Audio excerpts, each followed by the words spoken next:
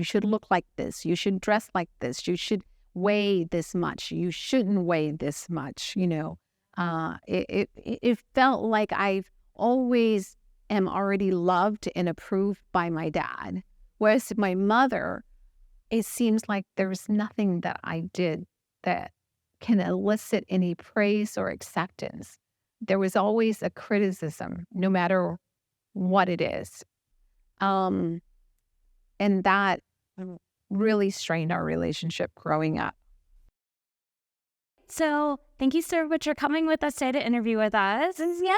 We're going to start with the first set of questions about your origins, where you're born, where you're from, etc. So tell us, where were you born? Gosh, where am I from? I am from Vietnam, and I was born there. I am actually an immigrant, and I moved here to the United States in April of 1975, towards the end of the Vietnam War. My father, being a naval officer, wanted to get away from the coastline as much as he could. So he wanted to be really safe. And in order to be safe, he decided to look at the map of the United States and choose smack in the middle of the United States. And that's how we got to Kansas. And it was not just Kansas, it's Wichita, Kansas. And back then, the population, I think, must have been maybe 50,000. And they have never, ever seen someone of my race or anyone like me. We were constantly, almost on a daily basis, receive racial slur, just really violent verbal threats, but nothing really physical. But that's basically how I grew up, and I had to defend myself constantly. I do remember there was an incident that seems to be seared in my head, in that my father was driving in a parking lot and someone was backing out of his parking space and hit my dad. But as soon as my dad got out of the car, the man, who is white, got out of the car and saw who my father was and started just screaming at him with the racial slurs. And my dad was not the one at fault. This man was at fault since he backed up into us. And I remember feeling so angry. And at that time, my dad speaks English, but he has a very thick accent. So it made it worse, and it aggravated this man even more. I decided to jump out of the car, and I was probably about maybe 13, 14, and I screamed in his face, knowing that my English is better. So I started screaming in his face, and my dad firmly grabbed me by the hand, put me back into the car, and he said, "We don't show people how to respect us by disrespecting another person." And so at that time, I felt like my dad was weak, to back down and let this man bully him.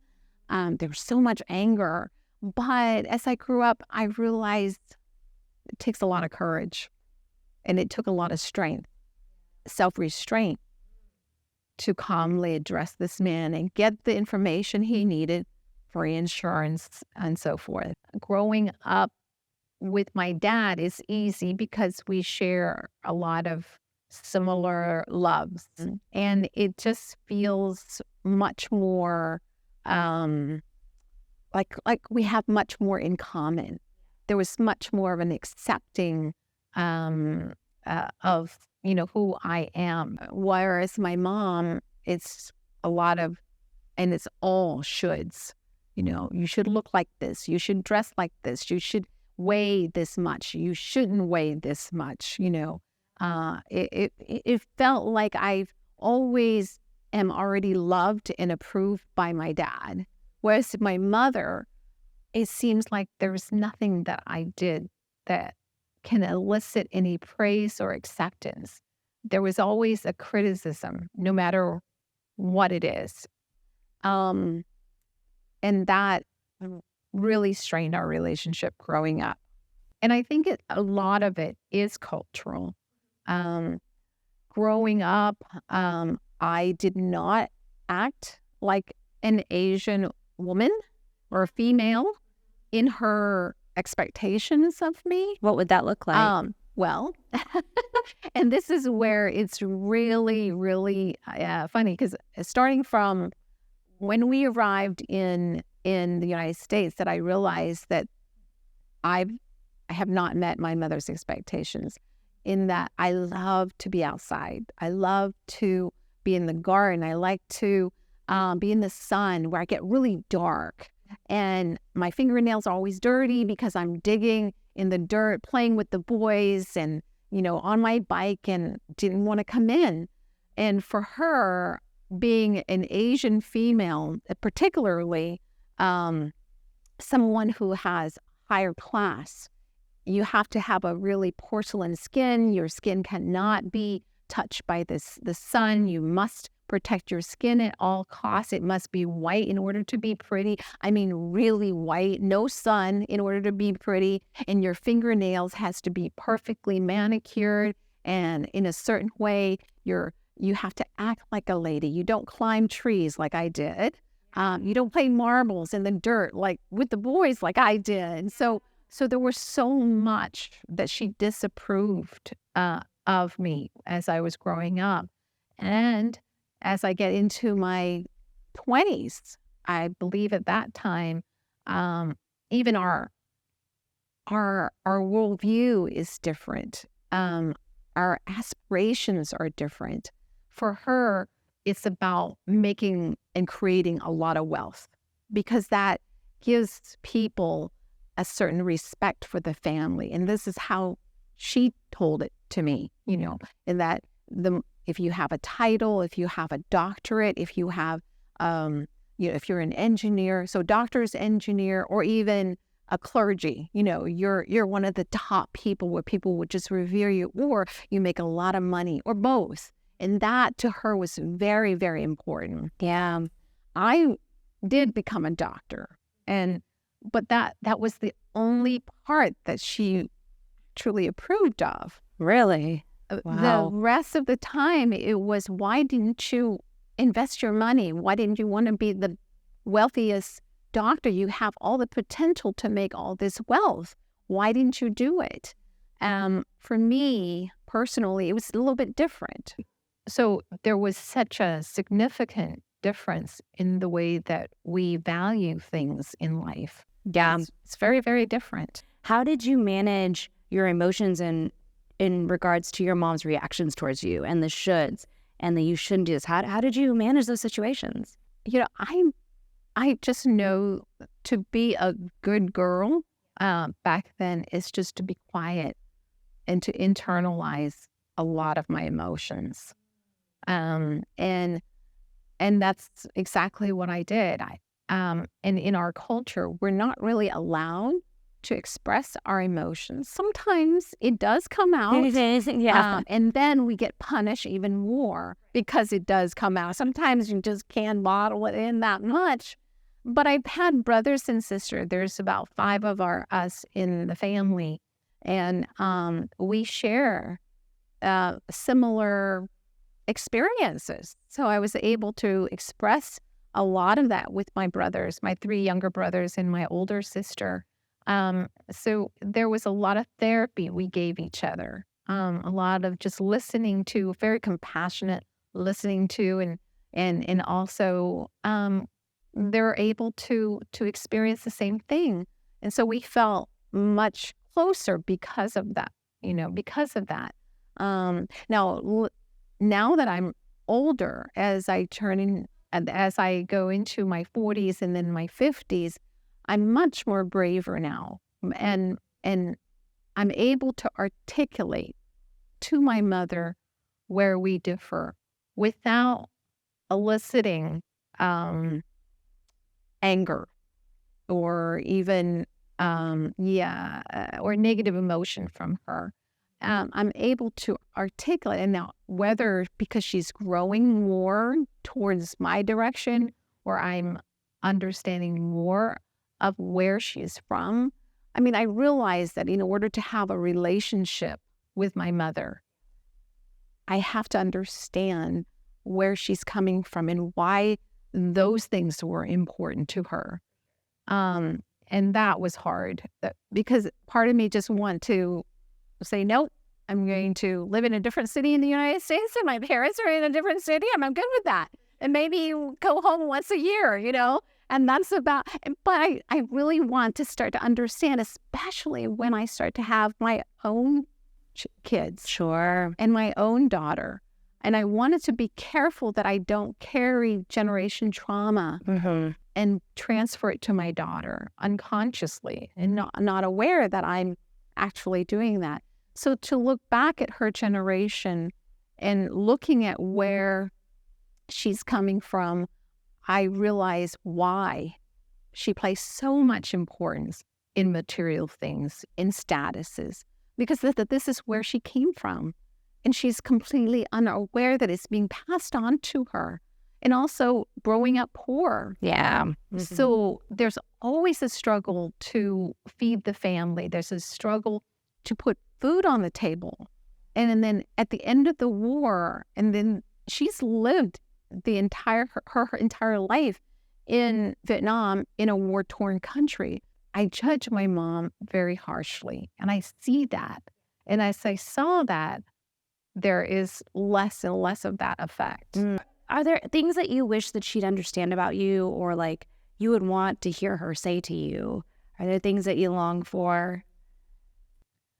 One of the things that we do not do very well in my family and in my culture, the culture is to express love.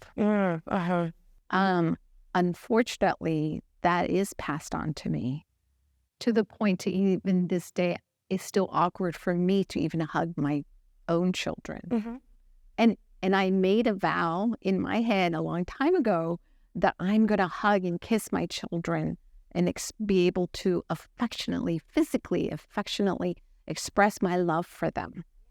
But somehow, as they grew up in their teenage years, I fell into my mom's culturally restrained ways of expressing love. I see. My mother have never hugged me. Ever? Never. And she's never said, I love you. My dad has tried to hug me, but it's one of these side hugs. Yeah. But he's never said, I love you. For my children, I've been consciously hugging them, and I tell them, I love you. And I was able to do that, but it's still not comfortable, funny enough. There seems to be some awkwardness that I can't seem to hug my children, my adult children. When they were growing up, when they were little, it was a lot of hugs and kisses. But I didn't get that even when I was younger. I never even remember once that my mom or my dad have hugged me. So yes, I long for that, but I also recognize that she has a different way of expressing her affection. Both my parents is to cook for me. Whatever I want, whenever I come to visit, they would cook the best Vietnamese, dishes for me. And giving away money. That's one of their love, is just like, do you need money? Do you need this? It's always about things. And so I recognize that's their love language. And I finally was able to accept that. Yeah. And this is one of the things that I've talked to my daughter about is I would like to hug you more. I would like to freely say, I love you. I would like to do all of these things with you. Yeah. And I want to get past whatever this barrier is that is, culturally ingrained in me. And I don't seem to be able to let it go for some reason. So let's go back to your daughter. What was it like giving birth? Like, what was it like giving birth with her and then seeing her for the first time? I mean, I get so teary-eyed just talking about birthing her. But the first time I saw her, I remember thinking, oh my gosh, She is the most beautiful thing I have ever seen in my life. And I tell them this now because that was like, it changed me to have a child, to be able to have a child. All of a sudden, the me world that I used to be in is no longer there. It completely dissipate. Like the moment I saw this thing and I saw this being, I knew that I would die for this this being that came into my life. Wow. And I was no longer stuck on the, the me world. It was much more expansive.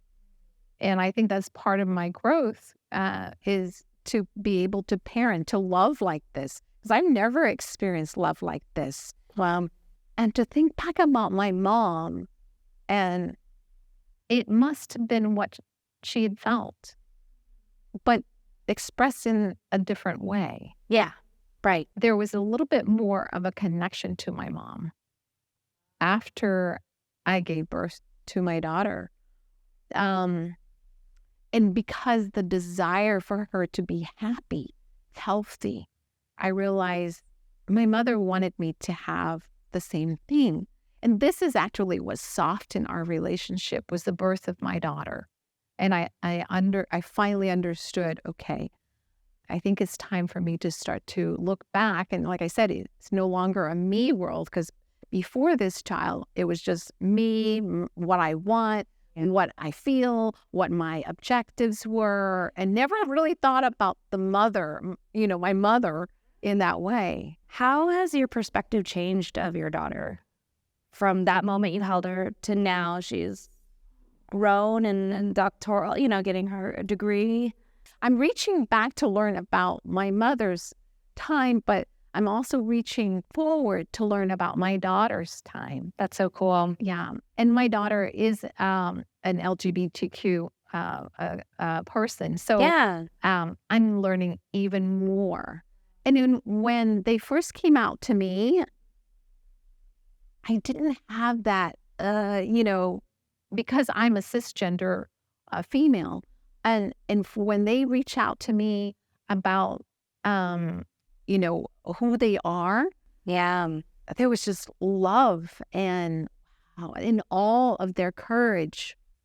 But they said it was easy to come out to me because I was already in that space.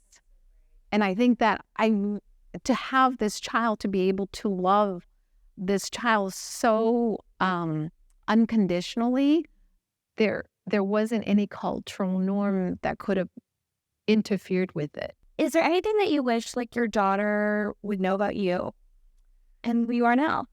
I mean, you're a very different person than when you landed in Kansas. Yeah, they do know. They do know about my life.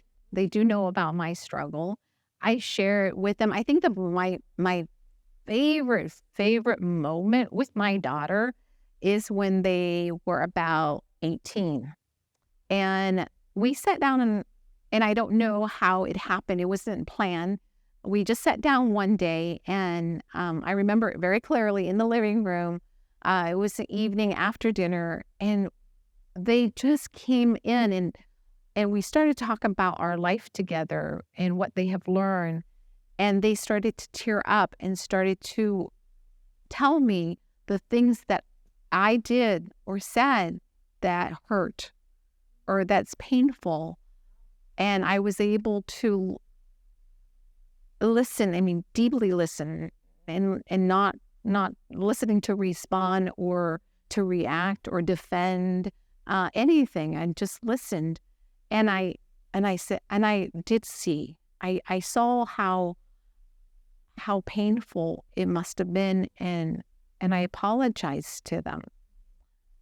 It was like that was the beginning of a very close, our if there was any gaps in our relationship at that moment, it was completely sealed and healed for me personally. I feel like for anyone who's still kind of in the thick of it, like hasn't resolved issues with their mom or feels like they have, some, I wouldn't say hate, but like, some animosity towards their parents, like, do you have some words of advice?